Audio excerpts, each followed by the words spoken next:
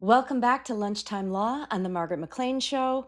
We're tracking two fast-moving, high-stakes cases, the Lindsay Clancy case out of Plymouth County Superior Court in Massachusetts, and the David Burke Singer D4vd preliminary hearing out in LA.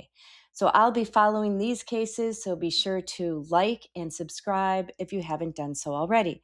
If you've noticed, I'm not in my regular studio. I'm actually out in New York City for a few weeks on business and a little bit of pleasure visiting my daughter. So, to explain the purpose behind my show is to translate what's really going on in the courtroom. I'm a former prosecutor, civil trial lawyer, and law professor. So my goal is to really explain the law and what's happening behind the scenes. Jurors will carry one of the heaviest responsibilities imaginable, deciding whether Lindsay Clancy was a cold, calculating monster or a mother whose mind had become compromised by overmedication and severe postpartum depression, that the law says she cannot be held criminally responsible for the deaths of Cora Dawson and baby Callan.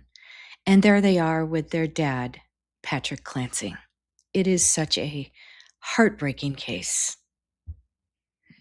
Jury selection is moving at an unexpectedly rapid pace in the Clancy trial. Let's get right to the numbers. As of this afternoon, 12 out of the 18 total jurors have been seated. We have 7 women, 5 men, and the target is 12 active and 6 alternates. The court started on Monday. By Tuesday evening, the pool was nearly 2/3 full. Judge William Sullivan is putting candidates through an intense screening process.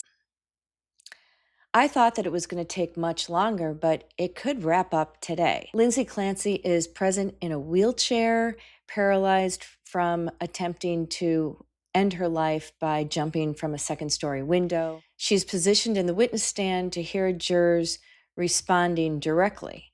The trial is expected to last 6 to 8 weeks, and we can expect opening statements to begin pretty shortly. I'm surprised jury selection is going so quickly because Judge Sullivan is putting candidates through an intense screening process, considering the issues at stake here: severe postpartum psychosis, and of course, the horrible facts. Now let's look at the critical legal battle happening behind the scenes here. Defense attorney Kevin Reddington has officially filed a motion to drastically slash the prosecution's witness list, which currently sits at over 200 names. So what's Reddington's argument? The state plans to call over a dozen first responders to testify about the crime scene in the basement. The defense argues that this is repetitive, unnecessary, and designed purely to inflame the emotions of the jury. So we can expect a ruling on that motion, I would say, sometime today or tomorrow. And then on Monday, a high-stakes motion hearing unfolded just as jury selection was getting underway, and I want to go into that. Judge Sullivan handed a pretrial victory to the state, blocking defense attorney Kevin Reddington from calling 4 newly listed undisclosed expert witnesses.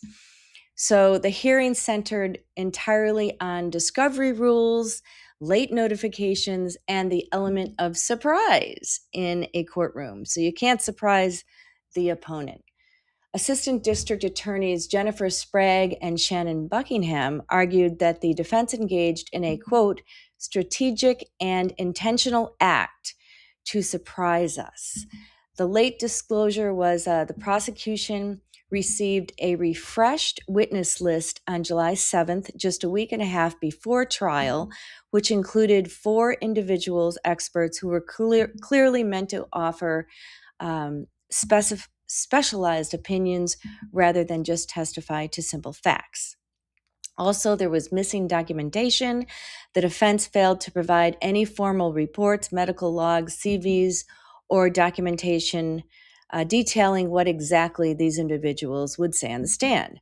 The subject matter, the prosecution stressed that these 4 witnesses were being brought in to testify on, technical topics like the mechanism of physical injuries, the severe neurological side effects of specific psychotic medications, and clinical psychiatric standards of care. I mean, that's expert territory there because these lay witnesses cannot uh, legally speak to these types of topics. They're inherently expert witnesses requiring formal advance notice. You really have to stick to the rules. Sprague argued that the state was completely deprived of its right to prepare for cross-examinations.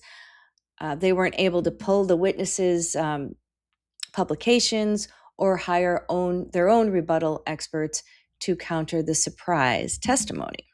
Defense attorney Kevin Reddington fiercely contested the motion, arguing that the state was acting disingenuously.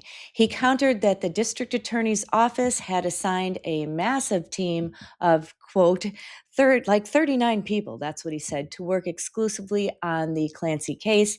He said they had more than enough manpower to handle a few new witnesses without needing a trial delay. One of the 4 blocked experts, you may remember from the Karen Reed case, was Dr. Elizabeth Laposada, a prominent forensic pathologist. Reddington mocked the state's claimed surprise, arguing that because Dr. Laposada testifies so frequently in Massachusetts courts, that prosecutors should certainly already be deeply familiar with her and be perfectly capable of cross-examining her on the fly. So, what did Judge Sullivan have to say about that? Well, he sided with the Commonwealth, reinforcing that the rules of fairness apply equally to both sides, and he granted the prosecution's motion to bar all 4 expert witnesses from testifying. He noted that it is, fundamentally unfair to allow a defense team to withhold expert identities until the final hour. There was one loophole, however. There's always a loophole, right? The judge left Reddington with a tiny sliver of hope. He ruled that while the experts are currently banned, the defense can formally request to bring them back in if the prosecution's own witnesses give highly unexpected, changing testimony during the state's case in chief that opens a new legal door. So we'll see about that. Next up, we are shifting cross-country to Los Angeles, where a massive, deeply disturbing preliminary hearing is underway. It involves 21-year-old pop singer David Anthony Burke, better known to millions of streaming fans by his stage name D4vd. Burke is facing capital M charges for the horrific things he did to Celeste Rivas Hernandez. So Burke faces first-degree M with special circumstances, child SA, mutilation of human remains, and he could possibly get the death penalty for this. It'll be very interesting if California decides to bring it, or he's going to get life without parole.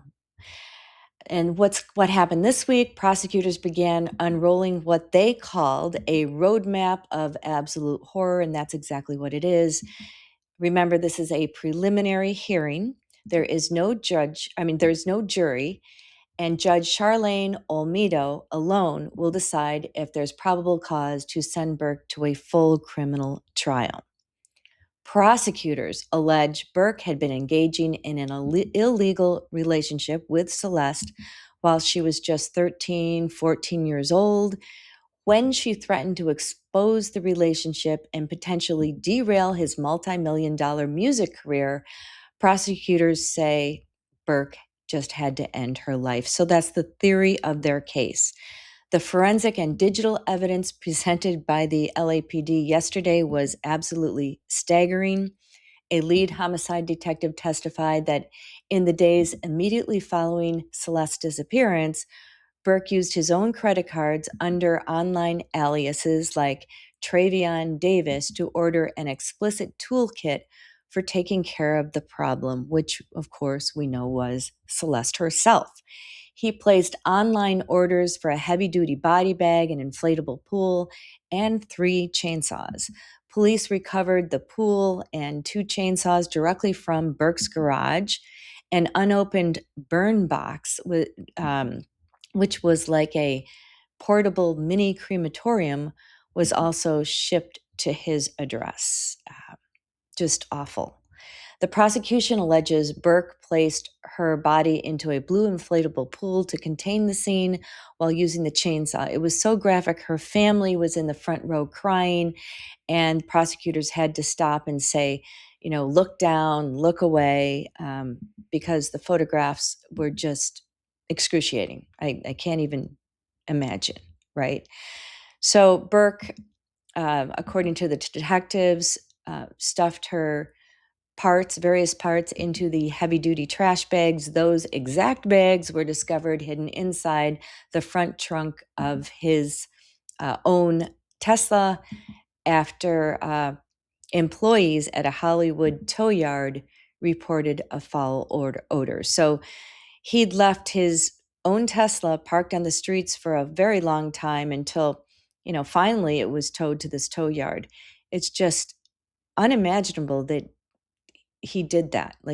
I'm surprised that if he went to such extremes to allegedly do what he did to try to take care of the situation, then why leave her in the front trunk? That doesn't really make sense.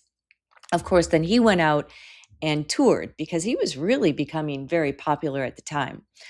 So for his part, Burke has pleaded not guilty to all the charges, and his high-profile defense attorney, Blair Burke, insists that the actual evidence will ultimately prove that he did not cause Celeste's death.